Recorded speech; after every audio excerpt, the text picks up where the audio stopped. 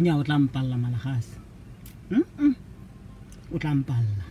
tlo hela mpaletse ha ile gore kwena mahokwa nya o tla mpalla gape gore ke ipotsa gore ke eng hala o santisela ka robala e rela ke santse ke thula metse e bonje sa poison ga one hela gore ke swe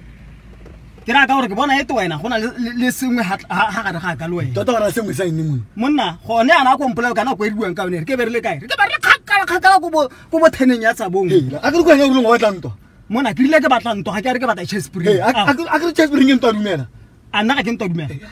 ga ke ntwa dumela mona ke rile ke batla ntwa e se ntwa dumela ya nki ire hanya no box speed what box speed Chespring o tsamaya khweleng wa re ye me gone ho o seka ye me gona hela ho wa ukwe ye me wa re bona no bolo wa re eme go le ga lamphologa go bua wena ke wena o bua nna ga lamphologa wa ria ka ria thank you ngata ka borgo baka a borgo baka botsene o ra ya dinero ke sa borgo baka Malagase ya nna ke a go abarang o tla apara Chespring ha gona Chespring o tsamaya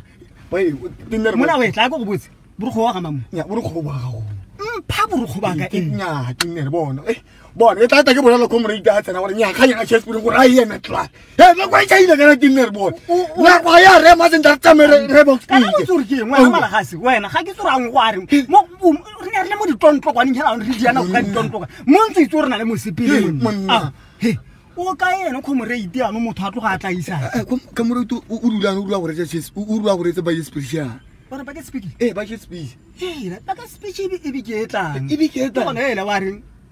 war ba speech hela gate bucket speech wa kore budget speech ke landa